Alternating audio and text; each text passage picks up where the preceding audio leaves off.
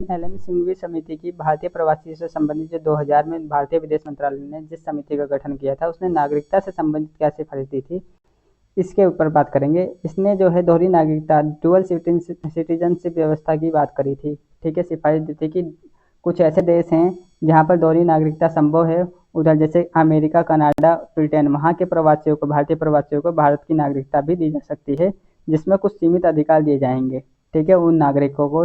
ठीक है, इसने प्रवासी भारतीयों के लिए विशेष कार्ड या स्टेटस की व्यवस्था की थी, जिससे पीआईओ, जो आप जानते हो, पीआईओ ओसीआई जो कार्ड स्कीम्स है ना, ये इसी की सिफारिश पर चलाई गई थी। ठीक है, जिससे इनको कुछ सुविधा मिले और ये प्रॉपर्टी खरीद सकें, निवेश कर सकें भारत में, और अन्य सुविधाएं आसानी से पा सकें। ठीक है, हालांकि ये एज इट इज तो नहीं है, जो नागरिकों को, भारतीय नागरिकों जैसे मतदान का अधिकार होता है, चुनाव लड़ने का अधिकार होता है, वो नहीं मिलता, लेकिन फिर भी भारत से इनसे सांस्कृतिक संबंध जो प्रवासी भारतीय हैं उनके मजबूत होते हैं इन स्कीम्स से। ठीक है, और कुछ वो सुविधाएं प्राप्त कर सकते हैं भारत में। ठीक है, तो अब हम आगे देखते हैं प्रभाव क्या हुए इसके।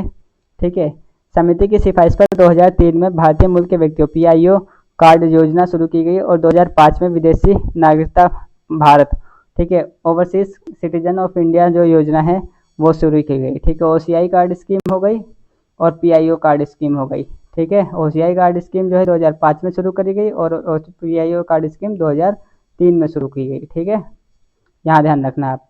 और अब लाखों प्रवासी भारतीय ओसीआई कार्ड के जरिए भारत से कानूनी रूप से जुड़े हुए हैं। ठीक है, तो ये प्रभाव पड़ा किसका, एलएम सिंघवी समिति का। ठीक है, thank you for watching this video. Thank you so much.